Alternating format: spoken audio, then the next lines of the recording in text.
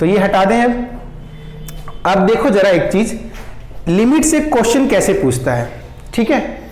देखो या तो लिमिट से दो तरह के क्वेश्चन पूछेगा, एक तो दे देगा तुमको कोई फंक्शन दे देगा, कह देगा कि चलो ये फंक्शन कोई है f(x,y) और इसका जो लिमिट होगा बताओ क्या होगा, इसका जो लिमिट होगा ए बी पे वो क्या है बताओ, L है, ये प्रूफ करो तुम, ठीक है।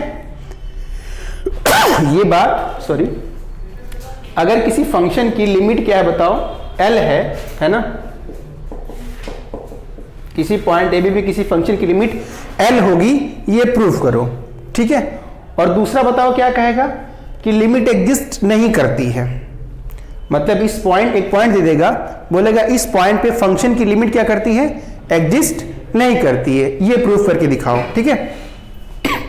तो देखो अगर लिमिट दे दिया है तब तो यही वाली अप्रोच अपनाएंगे, ठीक ना, जो डेफिनेशन है। अगर लिमिट नहीं दिया है मान लो और इस तरह से पूछ रहा है कि बताओ कि ये फंक्शन जो है इस पॉइंट पे डिफाइन है कि नहीं है, तो दूसरी अप्रोच अपनाएंगे। तो उसके लिए मैं बताता हूं क्या है, जरा देखो।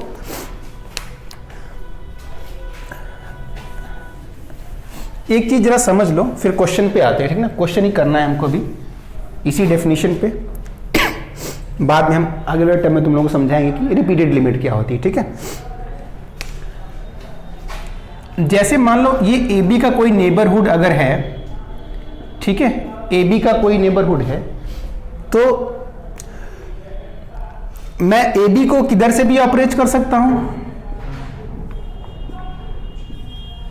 है ना, किसी भी डायरेक्शन से ए बी अप्रोच किया जा सकता है। रियल लाइन पे बस दो ही डायरेक्शन होती थी, लेफ्ट या राइट होता था, ठीक है। लेकिन यहां पर बताओ क्या है, लेफ्ट या राइट ऐसा कोई कॉन्सेप्ट नहीं है, एक रीजन बन रहा है ना, और उस रीजन में तो किधर से भी मैं अप्रोच कर सकता हूं ए बी को। तो उसी तरह से एल भी अप्रोच होना चाहिए, जिस तरह से मैं ए बी को अप्रोच कर रहा हूं चाहे किसी पाथ से, पाथ इंडिपेंडेंट होना चाहिए। तो इसका मतलब क्या हुआ ये बताओ, लिमिट एग्जिस्ट करती है। अगर बताओ ये पाथ डिपेंडेंट हो जाए, पाथ डिपेंडेंट हो जाए मेरी लिमिट, तो बताओ लिमिट एग्जिस्ट करेगी, तब नहीं करेगी, ठीक ना, क्योंकि हर तरफ से मैं किसी भी तरफ से आऊं एक पॉइंट पे कन्वर्ज होना चाहिए मुझे, चाहे किधर से भी मैं आ जाऊं। लेकिन अगर मैं पाथ अपना चेंज कर रहा हूं और मैं अलग अलग पॉइंट्स पे चला जा रहा हूं, इसका मतलब क्या है, लिमिट एग्जिस्ट नहीं कर रही है, ठीक है। तो जब पाथ डिपेंडेंट हो जाए लिमिट तो वो एग्जिस्ट नहीं करेगी, जब पाथ इंडिपेंडेंट हो तो वो एग्जिस्ट करेगी, ठीक है। तो जरा क्वेश्चन देखते हैं कि क्वेश्चन इससे कैसे आते हैं। अच्छा मैं उसको लिखवा दूंगा, जब वो प्रूफ करवाऊंगा कि ये लिमिट एग्जिस्ट नहीं करती है तो मैं उसको वहां पे लिखवा दूंगा, ठीक है। परेशान ना हो, पहले ये डेफिनेशन समझ में आई ना, अभी मैं जो क्वेश्चन करवा रहा हूं इसी डेफिनेशन के ऊपर बेस्ड रहेगा।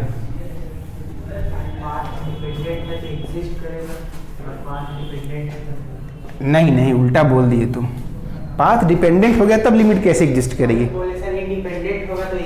तब एग्जिस्ट करेगा, हाँ तब नहीं करेगा एग्जिस्ट, ठीक है। एक जरा क्वेश्चन देखते हैं पहले कि कैसे क्वेश्चन पूछता है, ठीक है।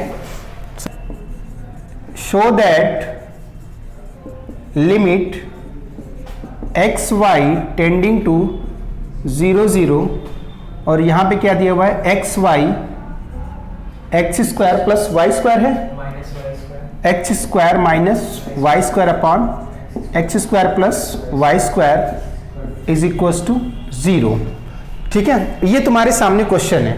देखो एक तरह का क्वेश्चन ये आ गया, ठीक है। अभी दूसरे तरह का क्वेश्चन कैसे आता है वो मैं बाद में बताता हूं, पहले कंफ्यूज ना हो जाओ तुम लोग, पहले इसी को समझ लो जरा। देखो ये क्या है, मान लो इस तरह के ढेर सारे क्वेश्चन तुम्हारे तुमको बुक में मिल जाएंगे, ये तो मैं एक एग्जांपल के तौर पे तुम्हें बताना चाह रहा हूं कि कैसे अप्रोच करते हैं। अब जरा यहां बताओ ए बी पॉइंट कौन है बताओ, पहले इसमें डेफिनेशन को इससे लिंक कर लो सभी चीजों को। 0,0 बताओ क्या है, ए बी पॉइंट है। एफ एक्स वाई क्या है बताओ, एक्स वाई केवल है, ये पूरा ये एफ ऑफ एक्स वाई है। एल बताओ क्या है, 0 है, ठीक है। तो बताओ तुम्हें क्या दिखाना है, तुम लिमिट के डेफिनेशन में यही कहते हो ना कि एक एप्सिलॉन पॉजिटिव के लिए एग्जिस्ट कर जाए डेल्टा पॉजिटिव, ऐसा मिल जाए। क्या बता होना चाहिए कि f of x y minus l less than epsilon हो। कब बताओ? जब x minus a less than delta हो एंड y माइनस बी भी क्या हो, लेस देन डेल्टा हो। तो यही बात तुमको लगानी है अपने इस क्वेश्चन में प्रूफ करने के लिए। अगर ये चीज प्रूफ होती है तो मतलब ये इसकी लिमिट है, सीधे सीधे कह देंगे हम। बताओ, तो अब देखो इसके लिए हम क्या मानेंगे, एप्सिलॉन अपनी तरफ से पहले चूज कर लेते हैं, ठीक ना। तो सॉल्यूशन देखो इसका,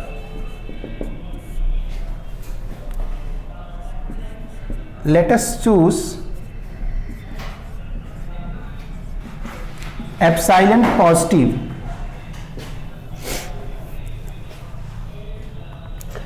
देन बताओ क्या निकालने का प्रयास करेंगे, देन हम फाइंड करेंगे, या देखो सिंस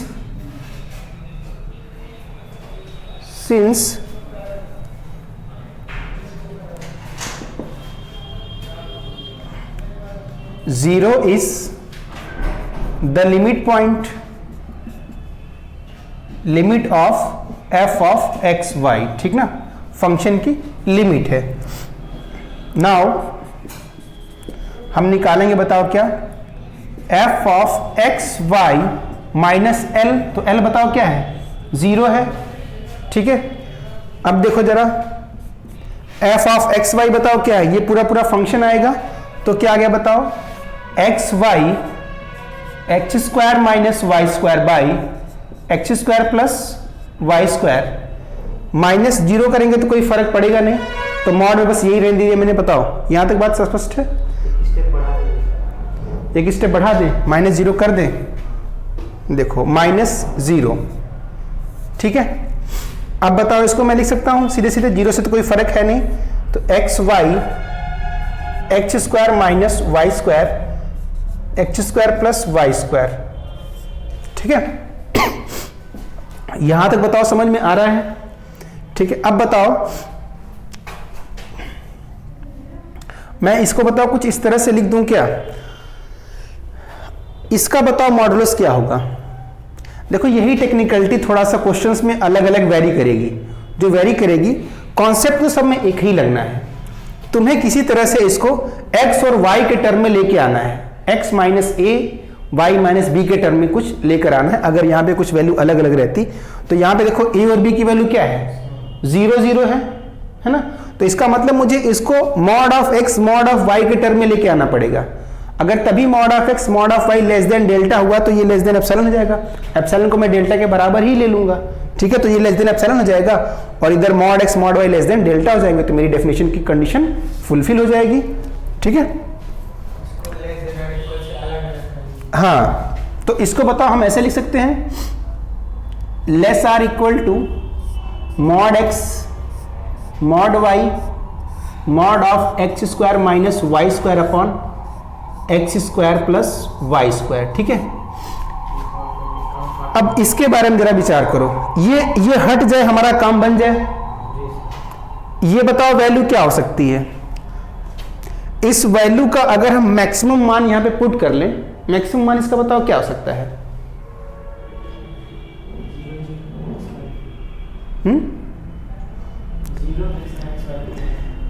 नहीं, इस मॉडुलस का बताओ मैक्सिमम वैल्यू क्या हो सकती है। हाँ वही देखो, ये 1 कैसे हो सकती है, तुम वैल्यू पुट करके देख लो एक बार खुद से, है ना। x की वैल्यू मैंने 4 पुट कर ली, y की वैल्यू 5 पुट कर ली, ठीक है। तो ये बताओ ऊपर की वैल्यू हमेशा छोटी ही आएगी और नीचे बताओ क्या आएगा, वैल्यू बड़ी रहेगी, कि ये पॉजिटिव है, ये तो डिफरेंस है, तो ये वैल्यू छोटी आएगी, ये वैल्यू बड़ी आएगी, तो इन दोनों को अगर मैं छोटी वैल्यू में बड़ी वैल्यू से डिवाइड कर रहा हूं तो ये वैल्यू क्या मिलेगी, 1 से छोटी ही मिलेगी। एक कंडीशन ये बन सकती है कि ये दोनों वैल्यू बराबर हो जाए, मान लो बनती है, तो फिर मैक्सिमम वैल्यू बनी क्या, 1 बनी, तो इसका मतलब इसकी मैक्सिमम वैल्यू बताओ क्या है, 1 है। ये बात स्पष्ट हुई।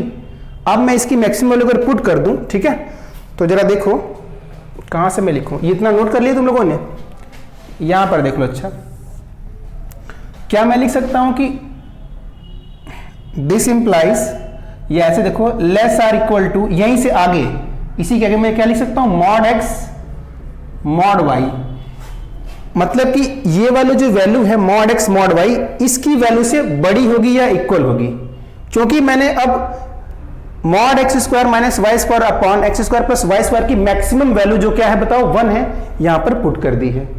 ठीक है, तो इसका मतलब ये इसकी वैल्यू से ये तो ज्यादा ही होगा या बराबर हो सकता है। तुम लोग नहीं समझ पा रहे हो क्या? अरे भाई देखो जरा, ये देखो 5 था, ठीक है, यहां पे हम मल्टीप्लाई कर रहे थे 1/2 से, तो ये बताओ क्या आएगा, 5/2 आएगा। 1/3 से करें तो क्या आएगा, और छोटा होगा, क्योंकि ये देखो ये जो क्वांटिटी है ना, ये अंदर वाली, ये हमेशा 1 से छोटी है, तो अधिकतम बताओ इसकी वैल्यू क्या हो सकती है, 1 हो सकती है। तो अगर मैं 1 रख देता तो 5 × 1 आता, तो 5 आता। तो बताओ ये बड़ा नहीं है हमेशा इससे, या इक्वल हो सकता है। तो वही चीज देखो मैंने यहां भी लिखी हुई है। ठीक है, इसकी अधिकतम वैल्यू पुट कर दिया तो ये अधिकतम ना हो गया अपने आप में, तो इससे तो बड़ा ही होगा या छोटा होगा या इक्वल हो सकता है। ठीक है, अब देखो, अब मैं क्या बोल दूं, now take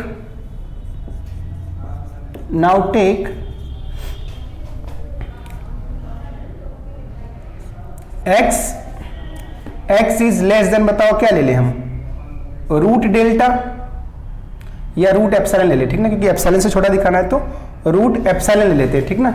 and mod y is less than root epsilon, ठीक है, ये ले सकता हूं मैं, बताओ, ठीक है। ऐसा क्यों करें भी समझा रहे हैं क्यों कर रहे हैं। देखो, अगर मैं इस तरह से ले लूं दोनों को, x लेस देन मॉड मतलब कि root epsilon, y less than root epsilon, तो बताओ यहां पे अगर मैं वैल्यू पुट कर दूं तो बताओ ये वैल्यू क्या आ जाएगी, f of x minus 0, therefore mod f of x y minus 0 इस बताओ लेस देन क्या आ जाएगा, रूट एप्सिलॉन। रूट एप्सिलॉन ये वैल्यू रख दे यहां पे, तो ये बताओ क्या आ जाएगा, रूट एप्सिलॉन मतलब क्या, एप्सिलॉन हो गया, ठीक ना। मतलब कि ये वैल्यू लेस देन एप्सिलॉन हो गई, और मैं रूट एप्सिलॉन को ही बताओ क्या बोल दूं, डेल्टा बोल देता हूं। क्या बोल देता हूं बताओ, डेल्टा बोल देता हूं। तो देखो मॉड x माइनस, तो देखो मिला क्या, therefore mod f of x y minus 0 is less than epsilon. ये लेस देन एप्सिलॉन बताओ कब है, जब ये कंडीशन होल्ड है, when mod x is less than बताओ क्या, रूट एप्सिलॉन, तो मतलब क्या बताओ, डेल्टा बोल दिया मैंने इसको, ठीक ना, डेल्टा। एंड मॉड y, अच्छा मॉड y का मतलब y माइनस 0 लिख लूं, ठीक है, यहां भी लिख सकता हूं मैं वही चीज, मॉड x माइनस 0।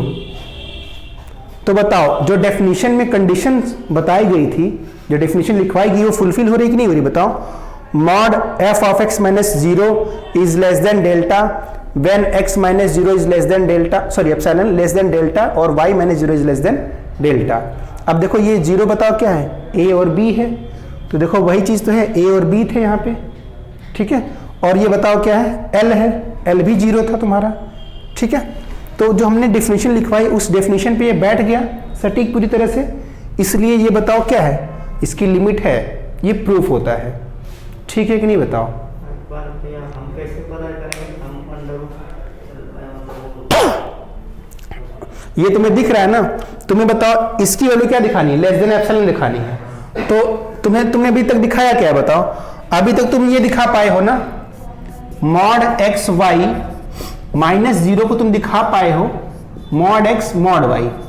इसी के बाद तुम कह रहे हो ना कैसे सोचेंगे, तो अब तुम खुद सोचो कि अगर यहां पे एप्सिलॉन रूट एप्सिलॉन आता, यहां भी रूट एप्सिलॉन आता, तो ये एप्सिलॉन बन जाता, तो यहीं से सोचना था, ठीक है। अब जब mod x minus mod x less than root epsilon, हम किसी भी क्वेश्चन में कर रहे हैं, हाँ जिस तरीके से भी आता हो, हाँ उस एप्सिलॉन को रखना पड़ेगा। और एक चीज ध्यान देना, डेल्टा भी बताना पड़ेगा, डेल्टा किस पे डिपेंड रहेगा, एप्सिलॉन पे डिपेंड रहेगा, delta is a function of epsilon. वही कह रहा था ना कि हर एक एप्सिलॉन पॉजिटिव के लिए एक डेल्टा पॉजिटिव मिल जाएगा, तो जब तुम एप्सिलॉन पॉजिटिव कह रहे हो इसको, इसी को हमने डेल्टा बोल दिया, और डेल्टा बताओ क्या एप्सिलॉन पे डिपेंडेंट है, तो ये पूरी कंडीशन होल्ड हो रही है, ठीक ना। तो देयरफॉर लिखो, नीचे से लिख लो, therefore limit this equals to 0, proof, ठीक है। अब यही देखो, यही डेफिनेशन समझाने में बड़ा तामा झामा पड़ जाता है, बच्चे इसी को ही तो नहीं समझते हैं। फर्स्ट ईयर में अगर तुम लोग को थोड़ा समझाया होता है इस चीज़ को तो यहाँ पे इतना जोर नहीं देना पड़ता।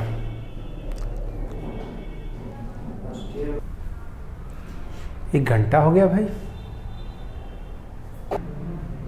तो ये देखो, ये एक तरह का सवाल हो गया जो लिमिट से पूछता है, ठीक ना।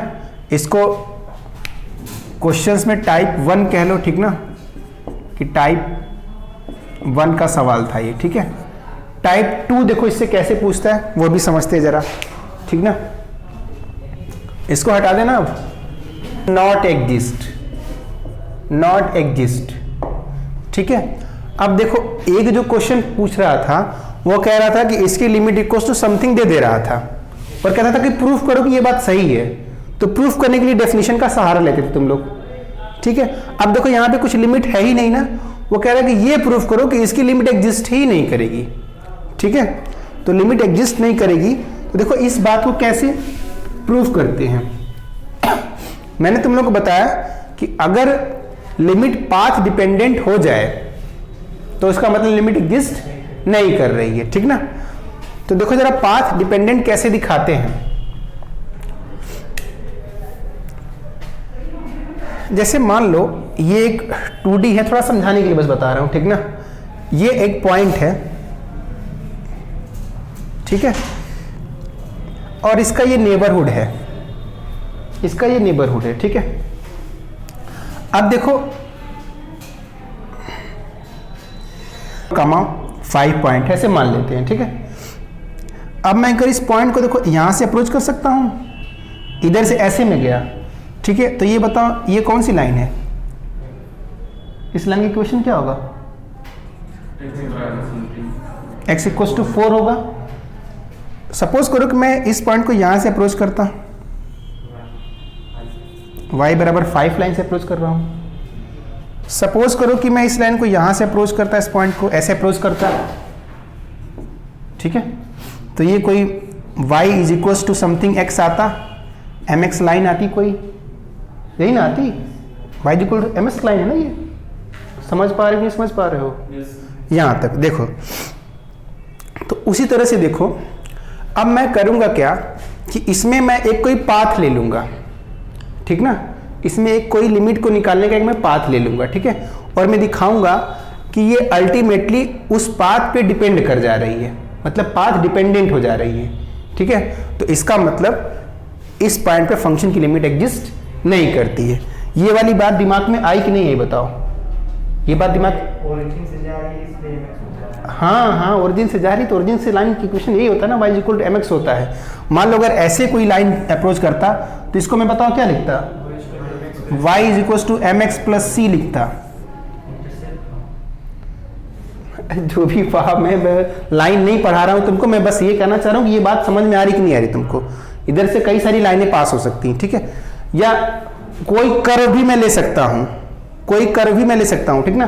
सपोज करो कि मैं ऐसे एक सर्कल से ऐसे आता, तो ये कर्व बना एक, या सर्कल बना एक, है ना। अब इसकी रेडियस कुछ होगी, यहां से जो भी r अगर ये रेडियस हो यहां से, तो x square plus y square बराबर आर स्क्वायर के पाथ से मैं जा रहा हूं इस पॉइंट पे।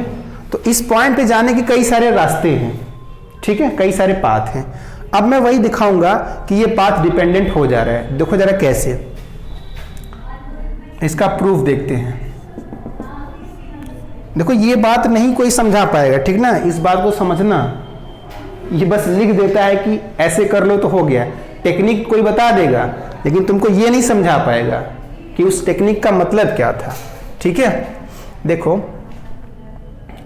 अब मैं क्या करता हूं, पुट, मैं इसको ना पूरा x की कोई वैल्यू पुट करता हूं, ठीक है, जिससे y की पावर सब की सब क्या हो जाए, बैलेंस हो जाए। तो अगर मैं x को बताओ क्या पुट कर लूं, put x is equal to my square. मैंने क्या किया बताओ, x is equal to my square. अब बताओ ये कोई पाथ है, जैसे मैं यहां समझा रहा था पाथ, ये भी कोई एक पाथ है। Then limit x, y tending to 0 0 ठीक है, इज इक्वल्स टू, अरे सॉरी इज इक्वल्स टू कह रहा हूं, 2x की वैल्यू पुट करो, क्या बताओ, m y स्क्वायर, तो ये बताओ y स्क्वायर मिलकर क्या होगा, y की पावर 4 हो गया, और नीचे बताओ m स्क्वायर y की पावर 4, ठीक ना, x स्क्वायर था ना, यहाँ पे स्क्वायर होगा तो m स्क्वायर और y की पावर 4 और प्लस y की पावर 4 हो जाएगा, ठीक है। अब ये बताओ क्या मिला, लिमिट x y, ये x को तुम mx कह चुके हो तो यहाँ पे my स्क्वायर कह लो, कोई दिक्कत नहीं होने वाली, ठीक है, क्योंकि अगर x 0 पे जा रहा है तो y की वैल्यू भी क्या आएगी, 0 ही आएगी, यहाँ पे देख पा रहे हो ना, अगर x 0 तो y भी 0 हो जाएगा, कोई दिक्कत नहीं है। तो टेंडिंग टू 0 0, और ये बताओ y की पावर 4 यहाँ से कॉमन कर लें तो ऊपर से कैंसिल आउट हो गया, तो क्या मिला बताओ, 2m अपान m स्क्वायर प्लस 1, ठीक है, m स्क्वायर प्लस 1। अब देखो यहां तो y है ही नहीं, फ्री फ्रॉम y हो गया, लिमिट पुट करके बताओ ये क्या आ जाएगी, 2m m स्क्वायर प्लस 1 आ गया, है ना। इसका मतलब इस पॉइंट की लिमिट ये निकल के आई, और यहां पे m कोई कांस्टेंट था, इसको तो मैं चेंज कर सकता हूं, m की वैल्यू 3 लेता तो कुछ और लिमिट आती, 4 लेता तो कुछ और लिमिट आती, 5 लेता कुछ और लिमिट आती, तो मतलब इसकी कोई फिक्स लिमिट नहीं आ रही ना, लिमिट कहां डिपेंड कर जा रही है, m पे डिपेंड कर जा रही है। अगर ये m से फ्री होती तब इसका मतलब इसकी लिमिट एग्जिस्ट कर सकती थी, लेकिन अभी ये m से फ्री नहीं है ना, m पे डिपेंड कर गई, तो ये मतलब क्या, अभी पाथ डिपेंडेंट हो गई, इसलिए, है ना। तो लिख दो, नीचे लिखो, which is depends upon, since limit of above function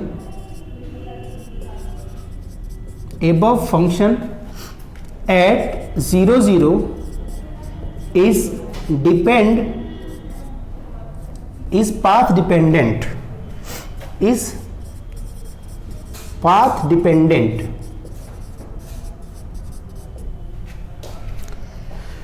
therefore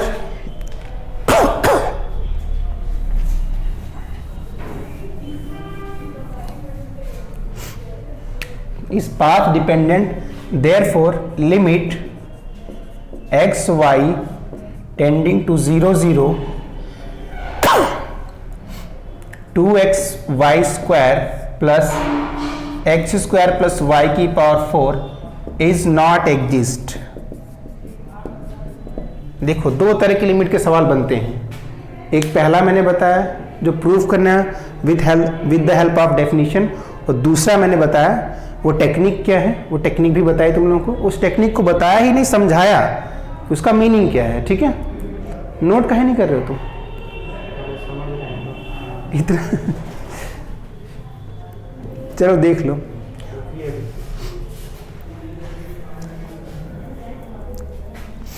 नहीं समझ पा रहे तुम लोग, m वेरी करेगा तभी तो मेरा पाथ वेरी करेगा ना, फैमिली हाँ बेसिकली ये फैमिली ऑफ कर्व कह सकते हो, है ठीक ना, अलग अलग, जो मैंने बताया कि लाइंस भी हो सकती है।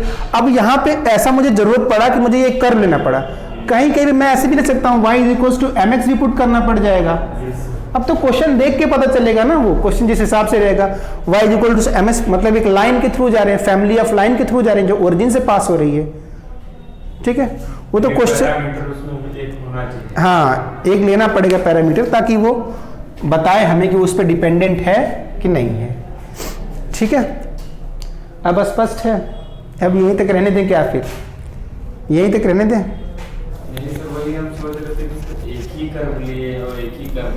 नहीं एक कर्व कैसे, ये फैमिली ऑफ कर्व है पूरी तरह से देखा जाए तो, कि एक आध क्वेश्चन और बताएं कुछ ऐसा ही।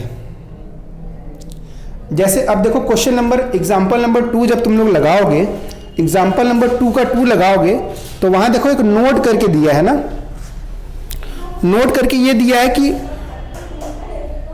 अगर मान लो m नहीं लेता, मैं m मान लो नहीं लेता हूं, तो मैं दो अलग अलग कम से कम कर्व लूं, m अगर न लूं, m यहाँ पे न लूं, जब तुम कह रहे हो तो मैं अलग अलग दो कर लूं, उसका मतलब m नहीं लेने का मतलब तो एक ही कर्व हुआ, एक ही पाथ हुआ, तो मैं दो अलग अलग पाथ लेकर देखता, तब क्या हो रहा है, ठीक है। या देखो अगर मैं m ले रहा हूँ तब इसका मतलब फैमिली ऑफ कर्व खुद ही हो गया अपने आप में, तो कोई दिक्कत नहीं। या फिर ऐसा सर किसी दो कर्व के लिए डिफरेंट, हाँ, दो डिफरेंट कर्व के लिए डिफरेंट लिमिट आ रही है, तब भी हम कह सकते हैं, ठीक है। तो नोट करके देखो लिखा भी हुआ है आगे कि above we can alternatively choose y equals to x भी चूज कर सकते हैं, x equals to y cube भी चूज कर सकते हैं, और thirdly we can put x equals to my cube. Example number 2 के लिए वो कह रहा है ना, फर्स्ट के लिए नहीं। तो ऐसा भी कर सकते कि डिफरेंट टाइप के इक्वेशन ले लें, हाँ। एक पैराबोला टाइप का, तो मतलब वो तुम्हें यहाँ प्रॉब्लम ना करे खड़ा, ऐसे चूज करो, फैमिली ऑफ करो जो भी ले रहे हो। ऐसा मत कुछ उठपटांग ले लो कि यहाँ जाने के बाद वो फंसा दे तुमको, y दिख रहा है, अब तुम उसकी लिमिट नहीं निकाल पा रहे हो, ठीक है। यहाँ पे देखो ऐसे लिया गया है कि हट गया सब कुछ, सीधे सीधे आ गया। अब एक आध क्वेश्चन करो तो समझ में आएगा चीज़ें, ठीक है, और अच्छे से।